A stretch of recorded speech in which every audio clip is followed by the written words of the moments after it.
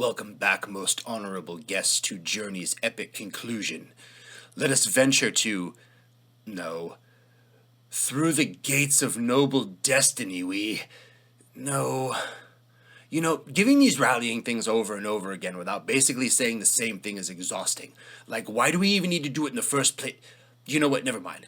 Let us see ourselves bathed in the blood of our enemies one final time or something. I don't know, just do the damn thing.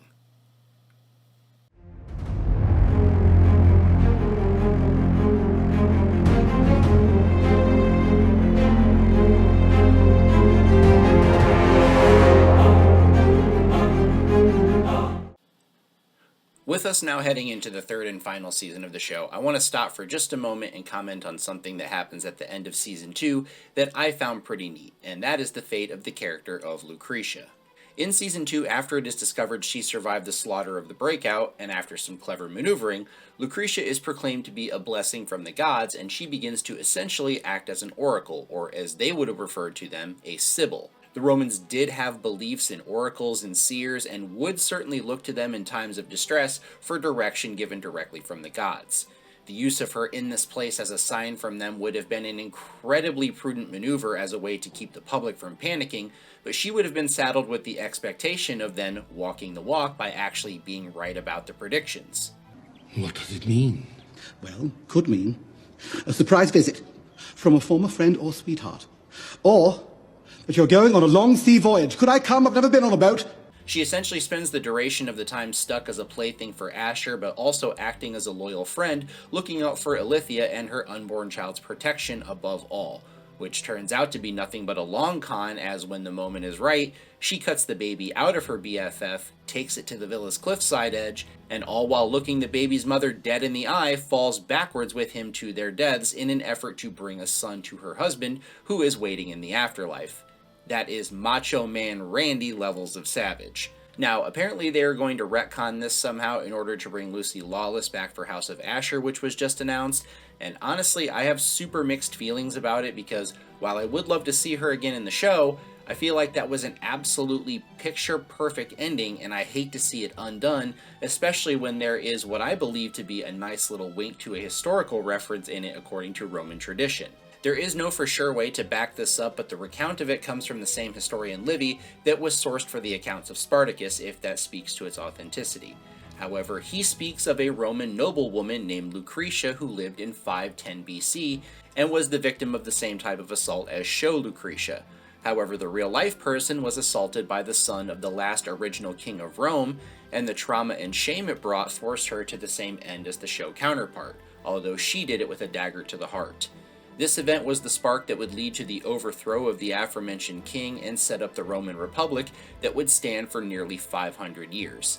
As you can see, the parallels are certainly there, and it's things like this that show the amount of care that went into crafting this show, and I applaud the writers for such passion to it. God bless you. So after beating Verinius and his group, geographically now the rebels had made their way to the Gulf of Taranto, and after attacking and recruiting in a city called Metapontum, they then made their way to the area of Brutium, and this would serve as their new base of operations while they planned for their next move and further trained and equipped their army. This would have been an ideal spot given all the advantages the area provided, such as horses, slaves, food, and natural cover, and so they would soon take the city of Turi, and this is where they would winter. In the show, they instead take the city of Sinuessa, and I don't really know why the reason is for the change, but there you go. One interesting thing, though, is that a lot of the slaves that escaped from Spartacus's ultimate defeat ran back to this city and were taken in until Julius Caesar's great-nephew Octavius came for them in 60 BC and wiped them out. Now, going forward, the show timeline bends considerably apart from the actual historical one, but we're going to do our best to outline things. For one, the next group that was sent against Spartacus was left out of the show entirely, and you'll soon see why that's a big deal in real life. After the praetors that had been sent had failed so miserably, the Senate had decided that it was time for the bigger guns, and they sent in both of the consuls elected for the year 72, Gellius and Clodianus, at the head of a sizable force. What happens next in real life doesn't happen until much later in the show, but this is where Spartacus and Crixus formally split up with different factions of the followers. No one can say with certainty whether this was a strategic split or one born of a difference in philosophy, but it's likely that this was an amicable separation with intent on maybe meeting back up at some point later. Based on each of their next moves, we can say with some certainty that the show's explanation is pretty accurate in that Spartacus wanted to lead those that no longer wished to carry on the fight northward past the Alps and hopefully out of Rome's vast shadow, whereas Crassus and those like him that were emboldened by their recent victories wanted to continue the war and march on Rome itself.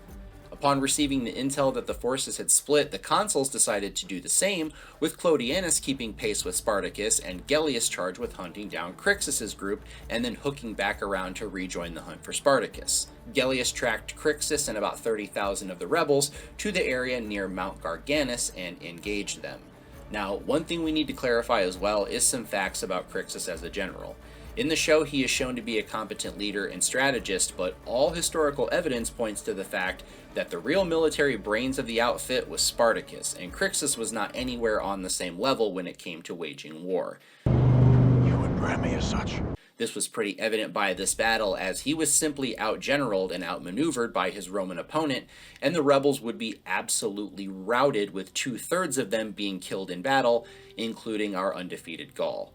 Chronologically in the show, if they were being true to actual events, this would be happening in like episode 2 or 3 of the final season, rather than towards the end of it as it is. But Crixus was a popular major character, and so I understand the time bending to allow for him to be around for the whole time. It's recorded that when Spartacus and his group reached the Alps, that they abruptly turned back and decided to head back south. Some posit this was because they heard the news of Crixus's defeat and death and wished vengeance, and some say that it's likely that when the group led by Spartacus saw something that they had never seen before in the sheer mass that was the Alps mountains, that this led lots of them to lose their nerve. Accounts begin to differ here amongst our sources as to the next chain of events, but they don't contradict each other, so to speak, so all of it could be true in a way. Appian's account is that the rebels defeated each of the consular forces separately and then pursued them to Picenum, where he then defeated the combined forces in a pitched battle. He also makes mention of something we see in the show where Spartacus and his men take 300 captured Roman soldiers and hold an honorary day of gladiatorial games in Crixus's honor, forcing these men to fight to the death as they once had to. News of this would have likely sickened those back in Rome, not so much for the fighting to the death, but for the mere fact that its soldiers were placed on equal ground as slaves, and that was humiliating. Plutarch's version is that Spartacus defeated Clodianus' troops, and then also defeated the governor of Cisalpine Gaul and 10,000 of his men, who attempted to block their progress. But he makes no mention of a big pitched battle against both consular armies. Either way, what the sources do come back to agree upon is that in the aftermath of the battles, the consuls were recalled to Rome in shame and forced to relinquish command in exchange for their political careers to be able to continue, failing upward, if you will. With the Republic stretched as far as could be with conflicts and running out of options, the choice for who to turn to was clear: a popular, powerful man who could finance the entire campaign out of his own pocket. Marcus Licinius Crassus. Who was Marcus Crassus? Well, as we have already mentioned, typically when his name is brought up, it conjures up images of one thing.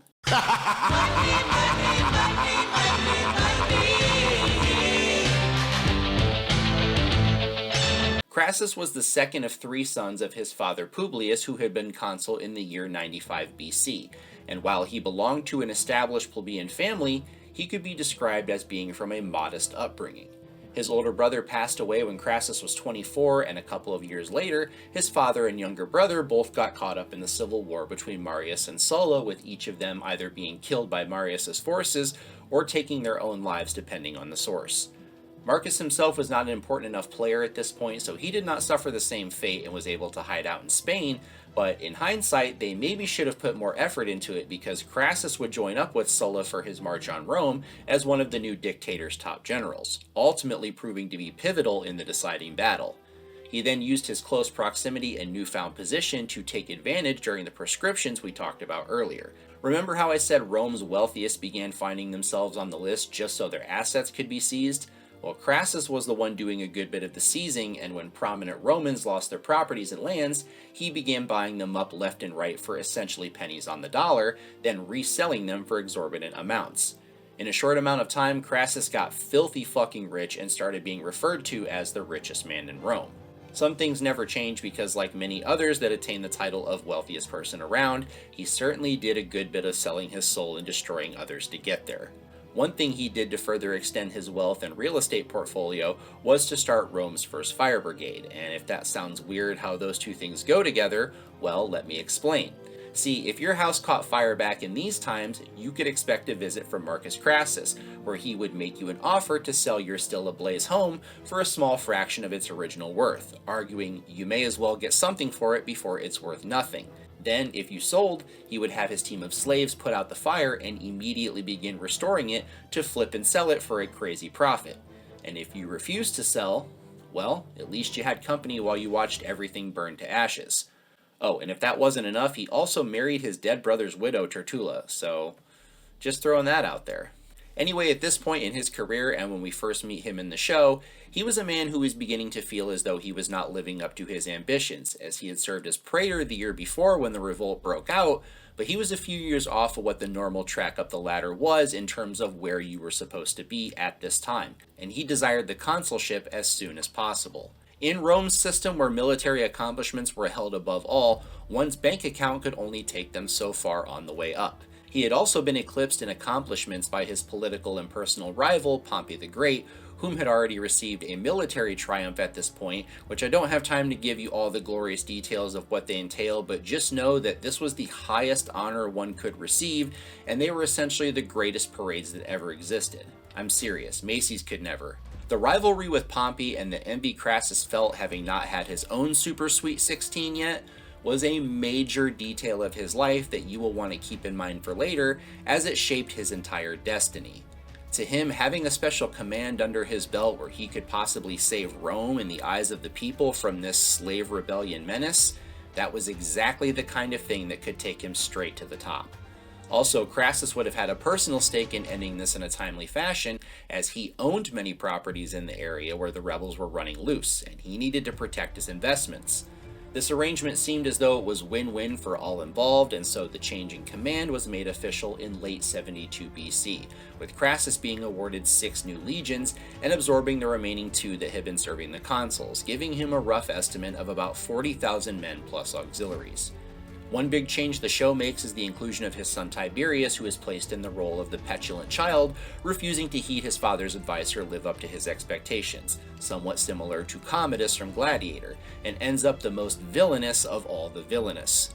Well, Crassus did have 2 sons, as was shown. Their names were Publius and Marcus, but at this point in time they would have been about 13 and 9, so they would not be accompanying their father on this particular quest. However, we will talk about one of them again before the end of this video. Now, once the new commander was in place, he knew that he had to send a message that this time was going to be different, and one of his first moves he would make would illustrate this as he reinstituted the Long Sunset Act of decimating his forces. The group of men that were selected would have been divided into groups of 10 and forced to draw lots, with the person drawing the short one being killed by the other 9 in his group, either by stabbing, stoning, or clubbing. This was done absent rank and absent fault in whatever the matter was that caused it. Decimation was a punishment typically reserved for the worst of offenses committed by a military force, such as mutiny, but in Crassus's case, it had a very clear purpose. He wanted his forces to fear him more than Spartacus, and what he would do to them if they retreated from battle. Because I'm a stud.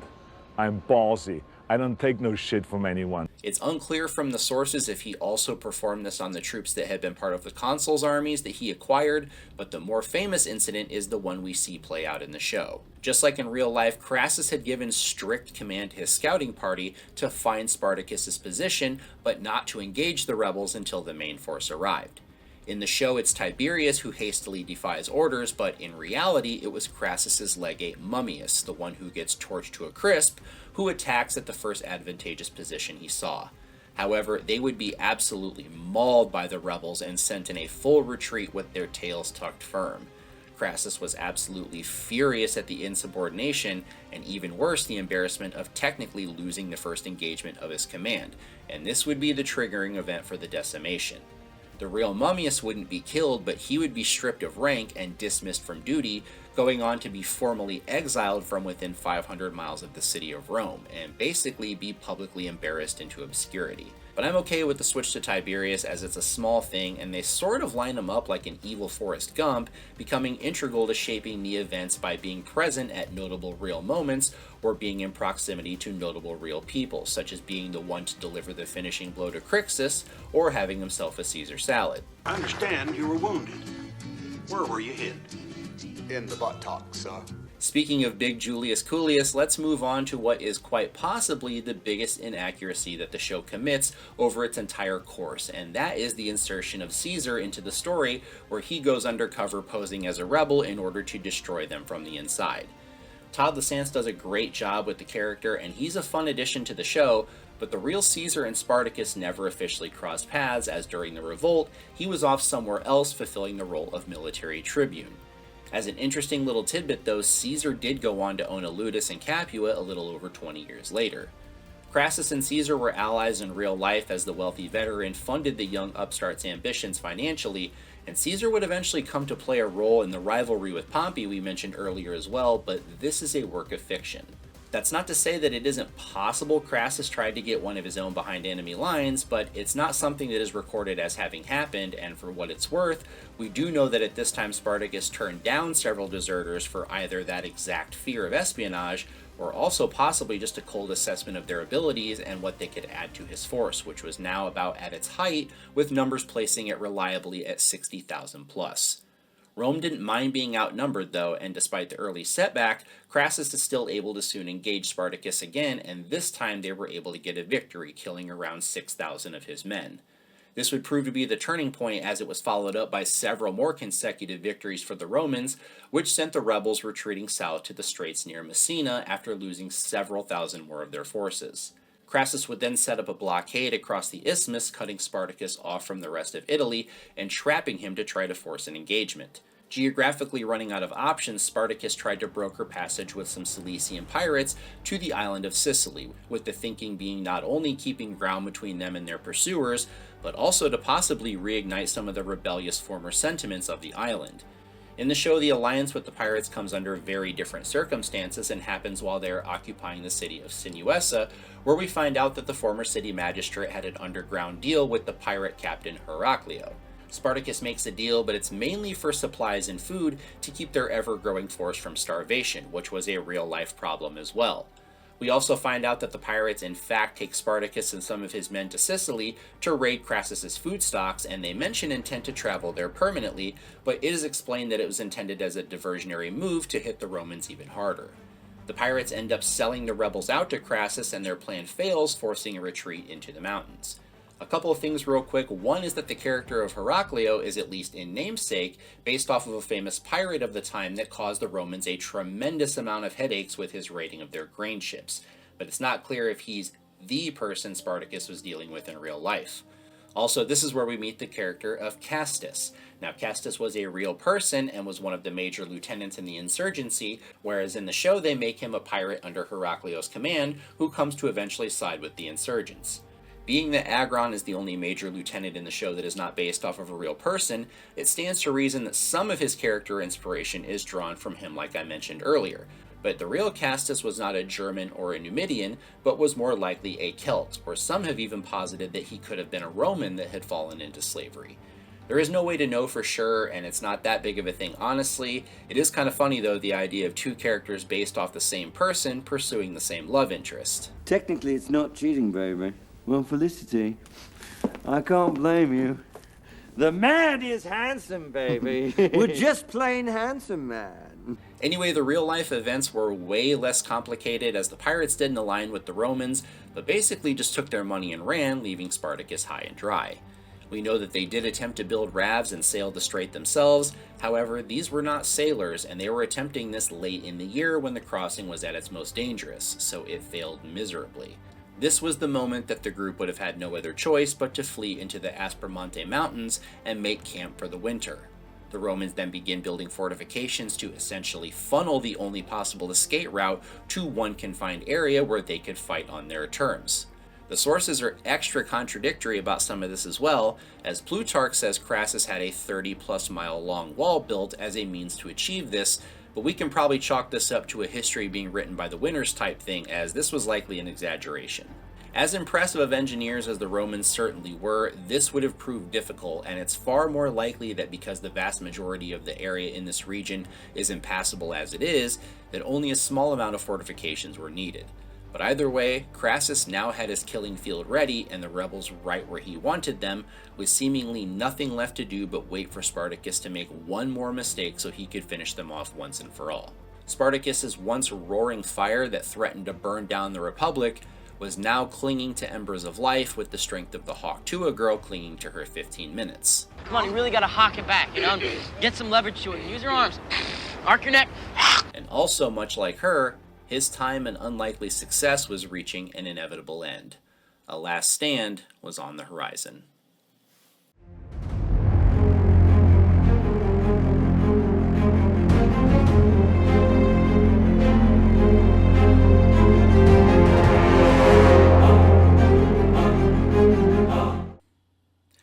So you remember how I said that all Crassus had to do now was wait for the right moment to finish this?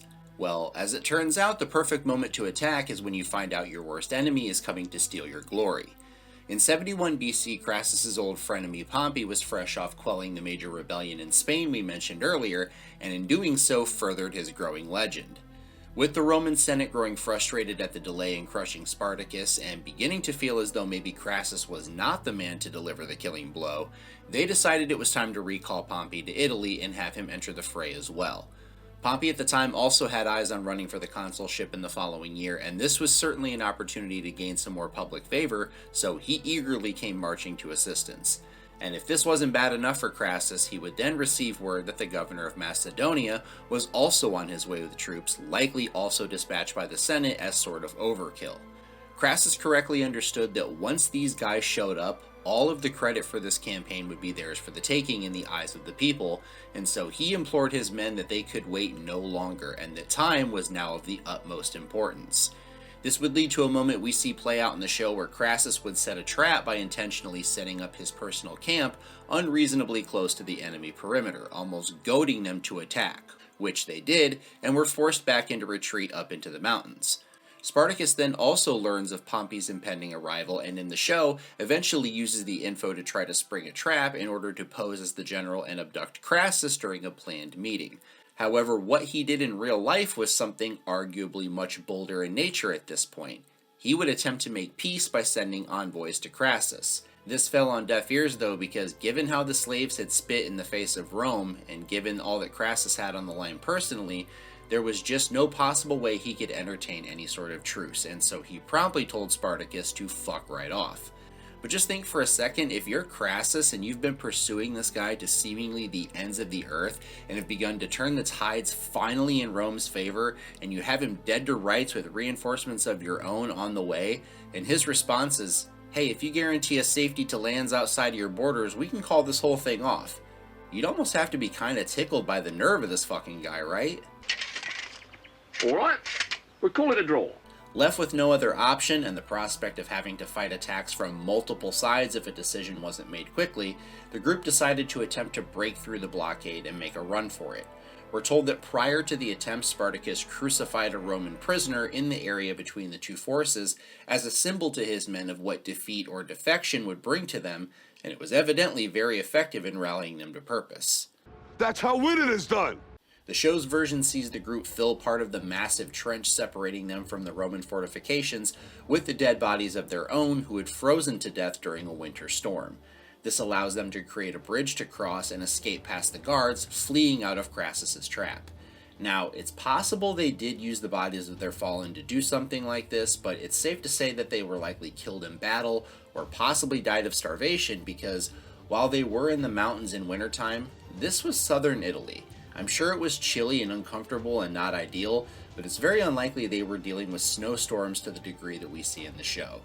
One of the sources mentions also that it was the bodies of executed prisoners and cattle that formed their bridge. Either way, they were able to get out of what appeared to be being nailed dead to rights on the cross, and Crassus was left with shit on his face at the worst possible time. In the show, this is the moment that we get the split between Spartacus and Crixus's forces, and the group led by the latter makes it nearly all the way to the city of Rome before they are cut down by Crassus's forces. But as we already covered, Crixus has been gone for some time. In real life, it would be different lieutenants who would split off around this time, as it is recorded that a force of around 30,000, led by Gannicus and Castus, broke off from the main force. The reasoning isn't all the way clear. It could be a difference in strategic opinion, or possibly some growing disillusion in Spartacus's leadership, but either way it would prove to be a grievous mistake. Crassus soon got wind of the divide and realized it was a massive tactical momentum shift, as he could now hunt down the smaller armies individually, and in roughly March of 71 BC, he caught up to the break-off force where they were absolutely routed by the Romans, with nearly all perishing in the fight or being taken prisoner and crucified. Both Gannicus and Castus were reported to have died on the battlefield this day, but in the show, both characters make it to the final confrontation, with Castus dying in battle there, and Gannicus being seized after nearly killing Caesar, and ultimately ends up crucified. So that's like a metaphor. I do absolutely love how they did this though, given the backstory they give the character in the show, and so I have no problems with this. This was the quick W that Crassus needed to wipe clean his failings, finishing Spartacus earlier in the year, and as a huge cherry on top, they were able to recover many of the Roman standards that had been taken by the gladiators during previous victories. Between the high Crassus was flying over this, the sting of the low Spartacus likely felt getting the news, and their shared desire to end this before Pompey was able to get there, everyone seemed to be in agreement of a final confrontation. The Roman part of Spartacus's thinking style most certainly knew that they stood little chance in a pitched battle, but that Thracian spirit inside of him yearned for the honorable death of fighting to the last as a free man in charge of his own destiny. The rebel troops turned and marched toward what is the modern-day area of Synertia near the river Selle and prepared for either victory or death. And to drive this home, as part of his final rallying speech to his men, Spartacus sacrificed his horse in front of them, with the rationale being that if they were victorious, he would have plenty of good stock to choose from, and if not, he wouldn't need it anyway. You could say what you want about the tactical decision of now not having a horse to go into battle with, but I get what he was trying to do. Because I'm a stud. I'm ballsy. I don't take no shit from anyone. It's a safe bet the two commanders did not have a personal parley with one another prior to the battle like we see in the show, but pretty much what we see play out from here is accurately reflected as pieced together from the sources. Spartacus's real strategy for this battle was to head straight for Crassus and try to kill the Roman spirit and will to fight by seeing their commander wiped out. He did attempt to challenge him to one-on-one combat, but was declined. The battle that commenced was a massive one, and we're told Spartacus fought tooth and nail, killing many Romans trying to carve a path to Crassus, but before he was able to, he was cut down by the legions. One source says that he was surrounded after many of his men abandoned him on the field, and that he died fighting. And another says that he was hit in the thigh from behind with a spear and forced down to his knees like we see happen. However, in the show, Agron shows up just in time to pull Spartacus's body to a place where he can have a somewhat peaceful final moment. The truth is, we do know he died in battle, and we know that his body was never recovered, so ultimately they can make whatever decision they want with this and it would be fine. All of the sources speak highly of the manner of Spartacus's death and state with a clear admiration of his spirit that he died fighting. Look that you've been born a Roman.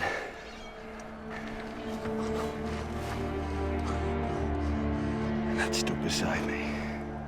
It's likely that in real life his body was never recovered because he did not bear any special markings to distinguish him, and by the time the battle was over, it was too mangled to be identified. What we know is that exactly what Spartacus had hoped to achieve by knocking off Crassus is what instead happened to his men, seeing their almost godlike leader finally fall in battle. The sources say that after their hero was gone, the rest of the rebel forces basically panic, erode, and flee, becoming an easy mop-up job for the Romans, with most of them being killed, and we're told that 6,000 or so of them that escaped this day were hunted down and then crucified along the Appian Way as a warning to would-be future revolt leaders. Many of the ones that actually did escape Crassus would be caught soon after by Pompey, who had finally just gotten to Italy, and he would do likewise in crucifying a large number of captured rebels. Just like we see in the show, when Pompey arrives, he pretty much takes all the credit for everything as Crassus had feared, and this is basically what happened in real life, claiming his capture and crucifixion of the few rebels that escaped was the real victory, and the Senate loved Pompey so much at the time that they were happy to go along with that. Crassus had been denied his rightful kudos and was not awarded a triumph for his effort, as putting down a slave rebellion was deemed not worthy of such a thing, and so he was given a smaller, way less cool Super Sweet 16 party. Don't tell me my car now. I told her not to get it. I wanted to do my party. I didn't want the car. That's not even the car I even wanted. I'm pissed right now. I can't believe she's such an idiot. She just ruined the whole party. Everything. She just ruined everything. It wasn't all for naught when it came down to it, though, for old Crassus, as he was elected to the office of consul the following year, like he had hoped for, serving right alongside his good buddy Pompey. Crassus would again win the consulship 15 years later in 55 BC, again right alongside Pompey. However, despite his bitterness over the mounting grievances over the years, the two would come together to back this young populist on the rise named Julius Caesar, and together they formed what was known to history as the First Triumvirate, which we see a nod to in the last episode. Together, the three pretty much dominated Roman politics for the next several years, and as part of their dividing up the Republic, Crassus was given governance of Syria and anything lying east that he could add to his collection. This awarded him the opportunity to get even richer than he already was, since the eastern provinces were far and away the most profitable. But it also afforded him lands that he could conquer and finally get that triumph that had eluded him his whole career. The lands he chose to make his conquest was the Kingdom of Parthia in modern-day Iran, and it was pretty much publicly known that his intention was to instigate an unprovoked war for nothing but his own benefits, and so in protest of this, on the day Crassus was set to leave for Syria, an angry crowd tried to block him from exiting the city. It got so bad that eventually it would be Pompey who showed up and calmed the group enough that Crassus could exit the city, and honestly, Pompey might go down as one of the greatest trolls of the ancient world at this point because it's all genuinely hilarious to me.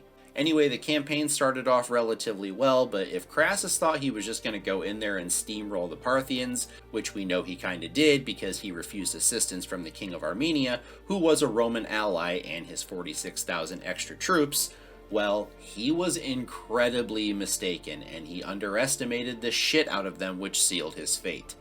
He would be accompanied on this quest by his son Publius, and I know Tiberius and him are not supposed to be the same person, as in the show Tiberius runs his way into the trapment for his father, and is killed during the prisoner exchange by Crassus's body slave whom he assaulted. But for the sake of the remainder of this tale, just pretend that Tiberius is Publius because it just makes it way better. So Crassus, for all intents and purposes, completely ignores advice from anyone close to him and advances deep into the desert in pursuit of the Parthians, and once they are spotted, he deploys in an unusual square formation rather than the classic Roman line in order to avoid being flanked by his enemy, whom he thought had the superior number of cavalry. This turned out to be a massive mistake though, as his troops were soon completely enveloped on all sides by the Parthian troops, who proceeded to unload tens of thousands of arrows and projectiles at the Romans from what seemed like an infinite supply. Attempts to drive them off would be thwarted back by the sheer number of arrows coming at them, and eventually it got to the point where Crassus felt he had no choice but to send his cavalry commander with the rest of his mounted troops and one of the legions to try and break through the line and either create a pocket for the remainder to escape and regroup, or to get reinforcements of some kind, his cavalry commander being his son Publius. To everyone's relief though, Publius and his men broke through, chasing off one of the lines of Parthians, and Crassus watched as his son pursued them away while he maintained defensive position. What he didn't know was that after a short distance, his son and his men were also encircled and completely outmatched, with Publius himself suffering a horrible injury. Afraid at what might happen to him if he were captured, Publius ordered his men to kill him, which they obliged before they too were killed. The next time Crassus saw his son was a short time later, when a Parthian rider began riding back and forth in front of the Roman square, flaunting a spear with Publius's severed head at the end of it. Seeing his son meet such a grisly fate, and now understanding the gravity of the situation they were in, completely broke Crassus, as we're told he spent hours into the night just huddled on the floor grieving. Some of his men assumed command and decided to lead the remainder of the men during the night to the nearby city of Carrhae, where they figured they might be safe. When the Parthians figured out, they descended on the city and gave the remaining Romans a chance to go back where they came from, so long as Crassus himself would negotiate a peace treaty. He had absolutely no interest in doing this, though, since he was still reeling from the day before, but his men essentially mutinied and forced him to do so. However, during what we're told was a very odd exchange with the Parthians, a fight breaks out and Crassus would have his hand and then his head cut off. Then they melted some gold down and, as a way to mock his enormous wealth, poured it down the mouth of the severed head. The Parthian general then selected one of the captured Roman prisoners and told him that henceforth he would be known as Crassus. He then dressed him as a woman and took him on tour across the Parthian kingdom, calling it Crassus's Triumph. So I guess he finally got his grand parade, just not at all how I'm sure he expected. Again, Macho Man Randy levels of savage. Oh, and as an extra fuck you on top of the whole thing, with Crassus's death, it basically now made the new richest man in Rome, you guessed it, Pompey. However, his death also was a falling domino that eventually sent things on the path to yet another Roman civil war and would change the course of history. But that's another story for maybe another time. After the Third Servile War was won, the Roman state wisely began assuming much more control of the public games, and many gladiators began to be trained in large imperial schools, but they also limited the number of gladiators that could be in the city of Rome at any one time. Over the next 100 years, we would get laws that gave slaves in general some sort of protection in progress, such as the banning of killing of one's slaves without just cause, or granting freedom to any slave whose master had abandoned them. We can't give a definitive cause and effect relationship from the rebellion as it pertains to this, because the reforms came so much later, but what we can say is that at least culturally, this is when Romans began shifting to view their slaves as more respected property, as laughable as that sounds. There would never be another major slave revolt like that of the Thracian legend and his army of gladiators, but for a couple of years, there was a beacon of hope for those in servitude, while Spartacus and his chosen brothers and sisters waged war across the Republic. And when I really think about it, there's only one true way to honor this tale of camaraderie.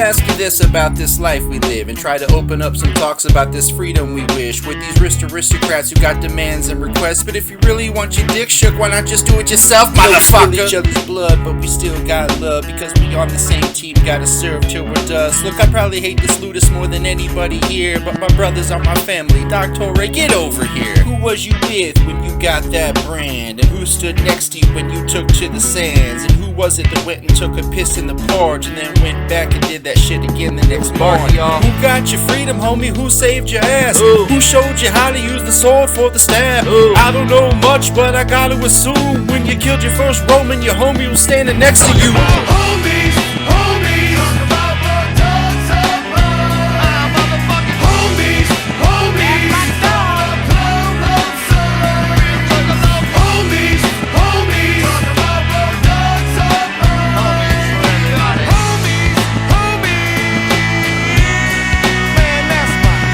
ever had a job that you truly despise? Like, I don't know, fetching jugs of wine or maybe fucking Roman guys? Then you got Dominus being a dictator, cause he the chief senator, consul, quester, praetor. All you can envision is your brothers and you grabbing a gladius and fucking splitting his ass in two, then pillaging all throughout the countryside, cause we done been all about killing folks when we got the spare time. Crazy as fuck, we'll burn your villas down. Your slaves joining our team now and helping us out. Who did you take with to rescue your bitch? And when you get caught, man, who rescued your shit? Who gon' ride with you till you make your last stand? Homies, talking dead to the last man. Homies, homies, talk about what dogs are motherfucking homies, homies, my dog, homies, homies, talk about what dogs are homies,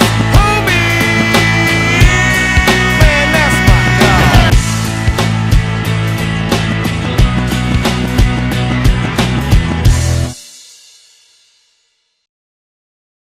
While at the end of the day Spartacus ultimately failed at leading his rebellion to victory, Rome absolutely never forgot him, and his legend echoed across time all the way to our modern day, where he has sports teams, political parties, and entire villages named after him in his honor. And if his primary goal was his own freedom, well, he did die a free man that history remembers, so in that way, did he really lose? He has been the chosen rallying symbol for many who would seek freedom from injustice, and his story has been told many times in popular culture over the years, which I suspect will never stop because Spartacus will always be relevant as his tale transcends languages, genders, or race. It speaks to the inner rebel and badass everyone is capable of when someone tries to dictate their way of living or take away their freedoms. I'm Spartacus! I'm Spartacus! I'm Spartacus! I'm Spartacus! You know what I'm talking about. Because I'm a stud. I'm ballsy. I don't take no shit from anyone. As for my overall review of the show, I am pleased to say that I have been left with an even bigger appreciation for it than what I already had. The things I already knew were great, like the performances, the sets, and the action have retained their luster with a certain timelessness, but it's the writing that I'm now able to understand so much more of, and the amount of care that went into it is really put on display, which in turn just amps up my anticipation for the spin-off even more. And when you know that it's executed with all that in mind, even the inaccuracies can feel like they have a place in the tale, and all in all, it feels really good to revisit. Like, really good. It tickles the old nerd boner. By the gods, it almost makes me wanna... Okay, it's funny again. And there you have it, beautiful people. A legend told and a promise fulfilled. What did you think? Tell me about it down in the comments and let me know what movie you'd like the real story on, and maybe I will add it to the never-ending list of possibilities. Also, if you enjoyed, please do the things to the button so you won't miss what's next. And there is the Patreon if you want to help financially. That would be nice. I'm really stepping up my game. These bitches gotta start paying me for this. Can't get no more free, Randy. Anyway, y'all, thanks for watching as always, and I will see you on another time.